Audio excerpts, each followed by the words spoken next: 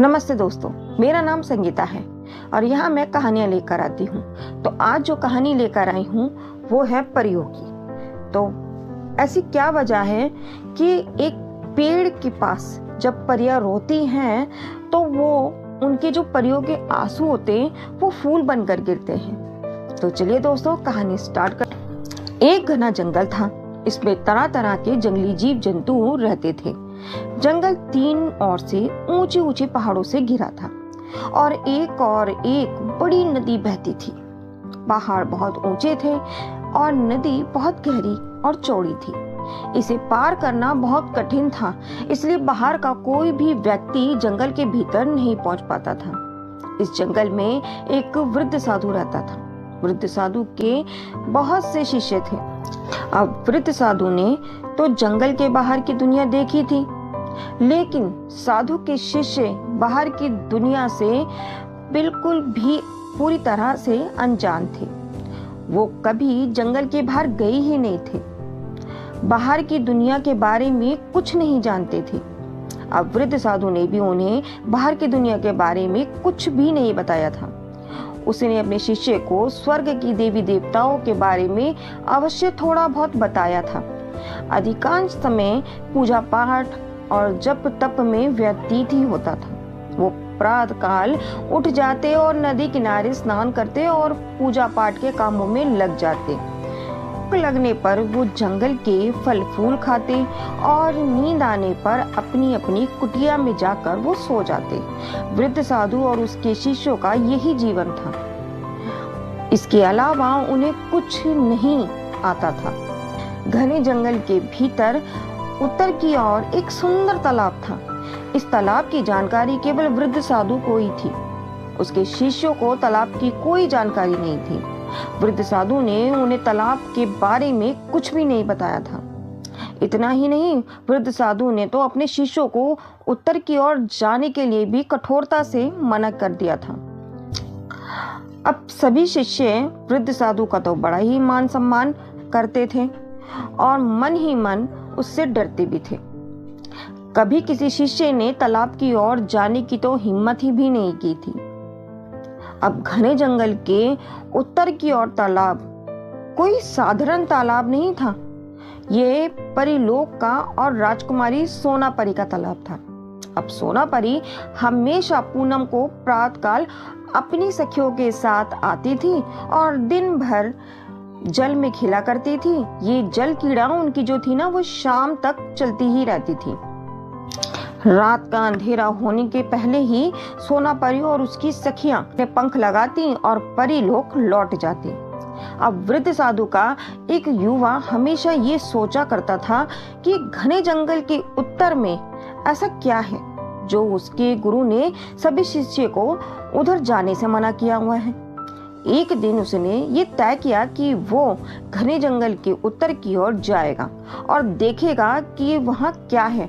अगले दिन वो अपने सभी साथियों से पहले उठा और अकेले ही जंगल की ओर चल पड़ा। अब पूनम का दिन था।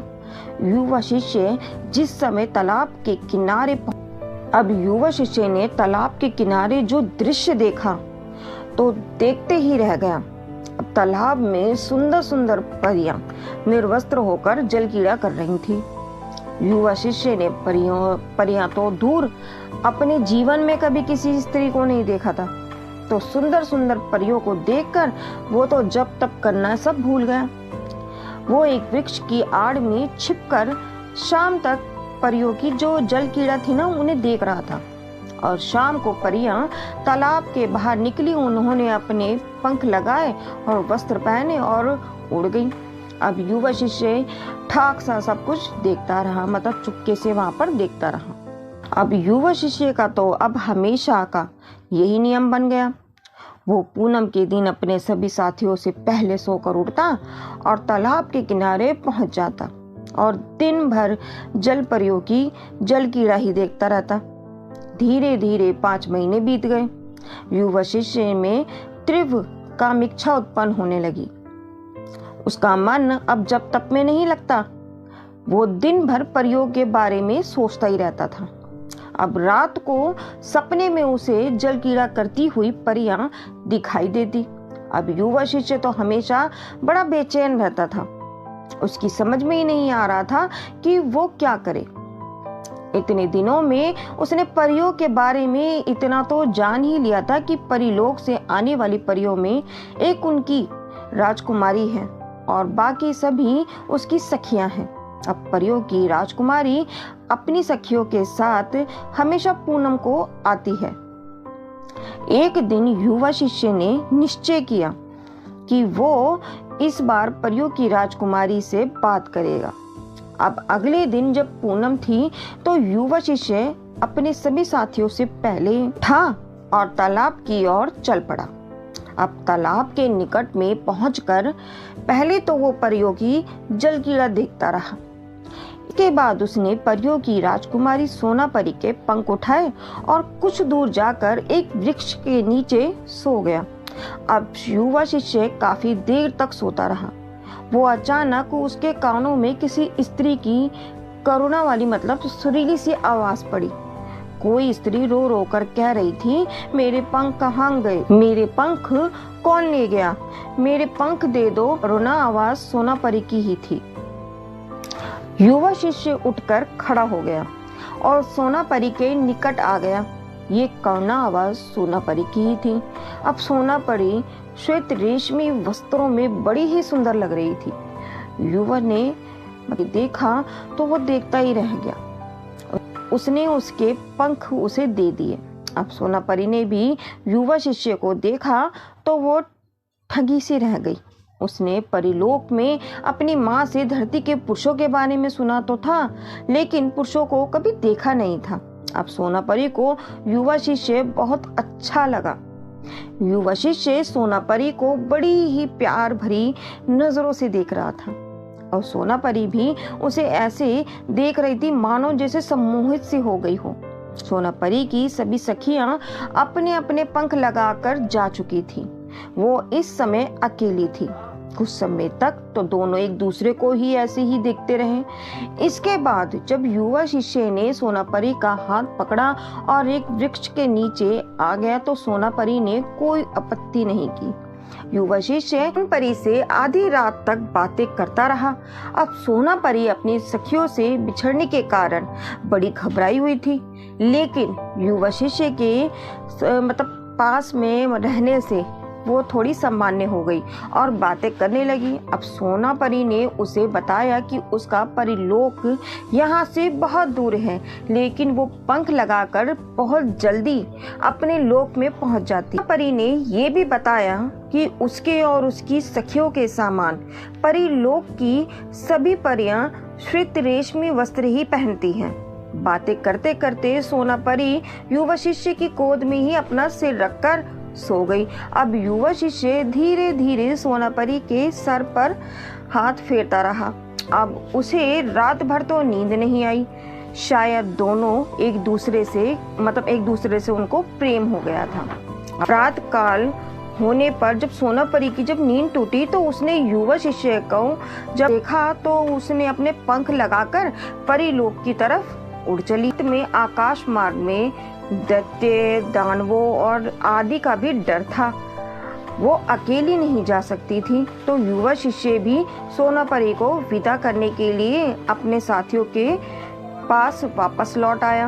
अब उसके जाने की बात साधु और उसके शिष्य को नहीं मालूम थी, पर युवा शिष्य को कोई परेशानी भी नहीं हुई और वो अगले दिन से अपने अन्य जो साथी थे ना, जाप ताप में लग गया। आराम से किसी को महसूस नहीं होने दिया। अब युवा शिष्य अपने साथियों के साथ जाप तप तो करता अवश्य था, लेकिन इसमें ना उसका मन मतलब बिल्कुल भी नहीं लगता था।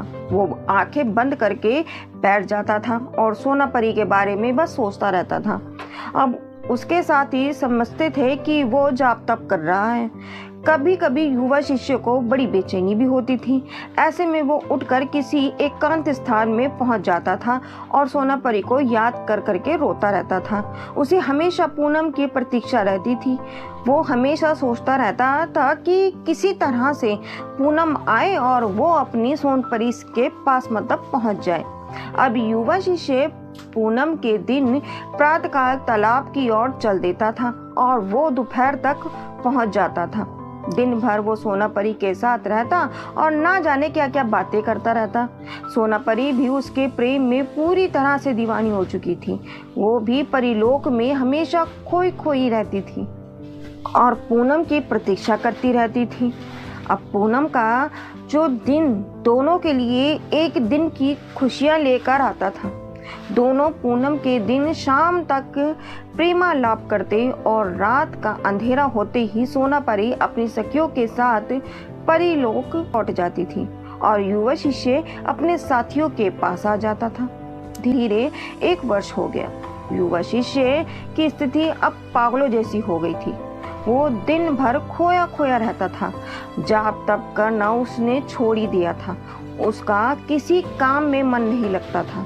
उसके साथियों ने उसे बहुत पूछा लेकिन उसने किसी को कुछ नहीं बताया। अब वृद्ध साधु नदी पार करके कुछ दिनों के लिए बाहर गए हुए थे। युवा शिष्य की हालत की उसे कोई जानकारी भी नहीं थी। अब युवा शिष्य के साथी उसकी स्थिति देखकर परेशान थे। उन्होंने बस इतना मालूम था कि ये युवा शिष्य पूनम के दिन कहीं जाता है, पर रात में लौटने पर वो खुश रहता है और फिर 2-4 दिन बाद उसकी स्थिति पहले जैसी ही हो जाती है। तो युवा शिष्य के सभी साथियों ने मिलकर इस बारे में जो विचार विमर्श किया और अंत में ये निर्णय लिया कि वो अगली पूनम को युवा शिष्य का चुपचाप से पीछा करेंगे और सारी बातें जानने का प्रयास करेंगे। अब उन्होंने ऐसा ही किया। अगली पूनम को हमेशा की तरह युवा शिष्य कुछ जल्दी ही उठा और तैयार होकर तालाब की ओर चल पड़ा। अब उसके साथी पहले से ही तैयार थे। वो कुछ दूरी पर रहकर उसका पीछा करने लगे। दोपहर होने तक सभी लोग तालाब तक आ पहुंचे। अब युवा शिष्य के साथियों ने तालाब में जो दृश्य देखा तो देखते ही रह गए। निर्वस्त्र परियां और तालाब में झलकीड़ा कर रही थी। वो अपनी एक सखी के साथ आपस में खेल भी रही थी। ये परी सबसे सुंदर थी, जो शायद ये उनकी राजकुमारी थी। अब युवा शिष्य को देखते ही परियों की राजकुमारी सोनापरी तालाब के बाहर निकली। उसने अपने कपड़े पहने और अपने प्रेमी के पास आ गई। अब युवा शिष्य के साथी सब देख रहे थे। अचानक उन सभी के मन में ना जाने क्या आया कि सभी ने आगे बढ़कर तालाब में जलकीड़ा कर रही जो परियां होती है उनके पंख उठा लिए। परियों ने जब अजनबी लोगों को देखा तो पहले तो वो घबराई, फिर शीघ्र ही सामान्य हो गई। वो तालाब के बाहर निकली और अपने अपने कपड़े पहनकर युवा शिष्य के साथियों के पास आ गई और उनसे अपने पंख मांगने लगी। अब युवा शिष्य के साथियों ने सभी परियों के पंख लौटा दिए। युवा शिष्य के जितने भी साथी थे उतनी ही परियां थी। ये देखकर सभी को आश्चर्य भी हो रहा था। भी पंख मिलने के बाद उन्हें लगाया नहीं, बल्कि युवा शिष्य के साथियों से मुस्कुराकर बात करने लगी। अब थोड़ी ही देर में एक एक परी ने एक एक साथी को चुन लिया और उनके जोड़े बन गए। अब सोनापरी और युवा शिष्य ने उन्हें देखा तो वो मुस्कुरा दिए। धीरे धीरे शाम हो गई। परियों ने एक बार आसमान की ओर देखा। आज उनका मन जो था वो परीलोक लौटने का नहीं था, लेकिन अंधेरा होने के पहले परीलोक लौटना आवश्यक था। अब सब ने अपने अपने पंख लगाए और अपने अपने प्रेमियों से विदा लोक की ओर उड़ चली गईं। अब धीरे धीरे 6 महीने और बीत गए। अब युवा शिष्य और उसके साथी पूनम के दिन तालाब के पास पहुंच जाते थे और दिन भर परियों के साथ प्रेम लाप करते और रात का अंधेरा होने के पहले परियों को विदा करके वापस लौट जाते थे। वृद्ध साधु अभी तक वापस भी नहीं लौटे थे। अब बसंत का मौसम आने वाला था। ठंडक धीरे धीरे कम होती जा रही थी।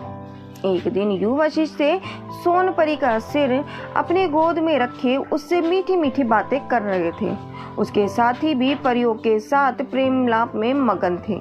शाम होने को थी। सोनापरी और उसके साथ की परियों के लौटने का भी समय होने वाला था।